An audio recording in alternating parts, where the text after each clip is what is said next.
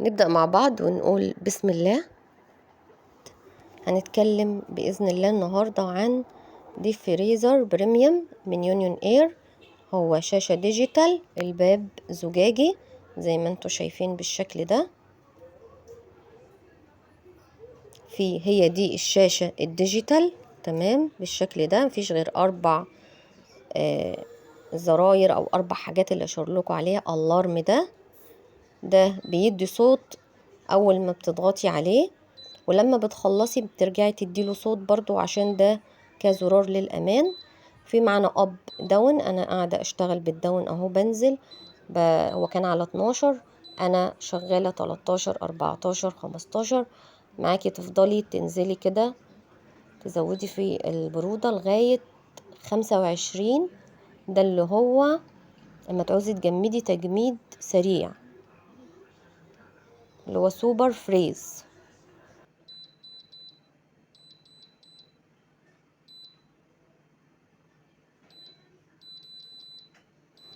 زي ما احنا شايفين انا بضغط على الداون اهو، هو مش هينزل معاكي، مش الحرارة مش هتتغير عن 25. هي خلاص اقصى حاجة 25. بعد كده عايزة ترجعي تاني بالحرارة 12، تضغطي اب اب اب لغاية لما يوصل معاكي 12. انا سايباه دايما عندي على 12 عشان اوفر في استهلاك الكهرباء. تفضلي ضغطه الارم لغايه برضو ما يدي صوت، عشان الولاد مفيش اي حد يجي يلعبلك فيه. شوفي انا بضغط عليه خلاص، لا بيزيد ولا حاجه، لان هو سمعت له صوت خلاص كده تمام. بالنسبه معانا بقى لبطاقه الكفاءه الطاقه دي، هو الجهاز مصنف عند البي، الطاقه بتاعته كفاءه. لما تيجي تشتري جهاز قدامك لغاية السي، عندك A B C، ما تنزليش تحت السي، ده بيبقى يعني الكفاءة بتاعته مش كويسة. تمام، هو عند البي كويس. الساعة بتاعته 230.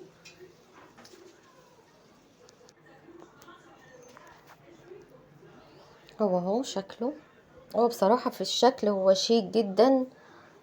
انتي مثلا ممكن مفيش مكان عندك في المطبخ فحطاه في اي جنب كده، فهو كشكل جمالي من بره هو شكله جميل جدا. لكن زي ما قلت لكم الباب الزجاجي ده انا شايفاه عيب، لكن كل حاجه فيه كويسه. والحته الفاضيه اللي انا سايباها دي يا جماعه عادي، دي بتديكي مساحه. ممكن تشيلي درج عندك مثلا كيك عاملاه مزوقاه وعايزاه يجمد، اللي بيشتغلوا في الكيكات وكده حلو برضو، ممكن تشيلي الدرج خالص وتفضي المساحه دي. تمام، تفضي المساحه على اساس تحطي كيكه لو هي عاليه ولا حاجه ما تخبطش معاكي في الادراج. من ناحيه السعر يا جماعه هو حلو. يعني مثلا الدرج ده واخد حوالي 5 كيلو ورق عنب. اخر درج ده بيبقى طبعا هو اخر درج بيبقى اصغر درج، هو طبعا نو فروست ما بيعملش تلج، وزي ما قلتلك في تبريد سريع. وهو في حاجة كده اللي هو كاتبها دي تنبيه، ان انتي لما تفتحي الباب وتيجي تقفليه لازم تستني على الاقل نص دقيقة، مترجعيش تفتحيه الا لما يمر نص دقيقة. بالنسبة معانا للباب دي ميزة فيه، انا هقول لكم مميزات وعيوب. دي ميزة من المزايا ان الباب بتاعه بالسمك اللي انتوا شايفينه ده، فهو بيقفل معاكي كويس جدا. احنا عارفين برضو من عيوب التلاجات او الديب فريزر او كده، اللي هو بيبقى الكاوتشة بتاعتها بعد شوية بتريح او بتلاقيها في مكان موارب. لا دي بصراحة القفل بتاعه متين جدا، انت حتى بتاخدي صعوبة وانت بتفتحي الباب. ده ساعة الدرج من جوه بالشكل اللي انتوا شايفينه ده. تعملي بقى درج لحوم، درج خضار، قسمي الخضار، درج فراخ، درج لحمه، درج خضار، درج مثلا لو انت عامله مخبوزات او حاجه. اهو الباب زجاجي. هو العيب اللي فيه بقى يا جماعه الباب الزجاجي ده بيعلم فيه اي حاجه، وبعدين برضو بيبقى سهل الكسر، تخلي بالك ولاد يحدفوا حاجه كده. لكن هي دي بس بصراحه العيب اللي انا شفته فيه. ده السوبر فريز زي ما قلتلك، عايزه تجمدي حاجه مفيش ممكن تلت ساعه تلاقيها جمدته لما تظبطيه على 25. زي ما قلتلك الباب لو انتي بتفتحيه ورجعتي عايزه نسيتي وعايزه تفتحيه تاني لازم تستني نص دقيقه. طبعا ده عشان تحافظي على الجهاز، هما كاتبينه هنا اهو. هو بالنسبة للسعر يا جماعة انا مش هقدر افيدكم في السعر، ان انا جايباه من سنة ونص. احنا عارفين الاجهزة تقريبا كل شهر شهرين بتزيد، وكنت جايباه قسط بصراحة. ف...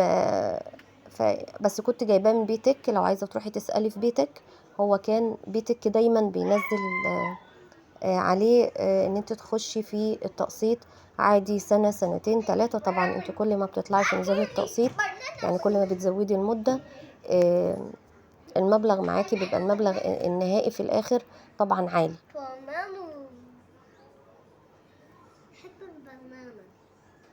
هو ما فيهوش غير كده زي ما قلت لكم، زرار الالارم ده وهو للامان، وعندك الاب وعندك الداون وعندك الفاست فروزن اللي هو التبريد السريع. هو اهو بريميوم من يونيون اير.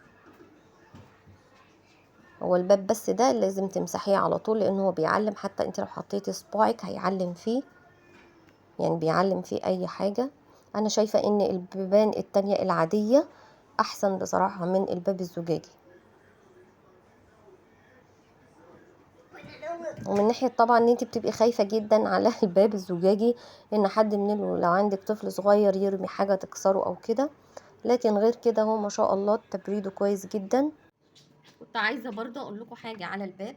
الباب يا جماعة يعني شايفين سمك الباب فيه ما شاء الله قوي جدا ما شاء الله. يعني انا بشده جامد عشان افتحه، يعني بياخد مني كده شد جامد عشان يتفتح. شايفين ما شاء الله. ده برضو حلو في انه هو بيبقى طبعا محكم.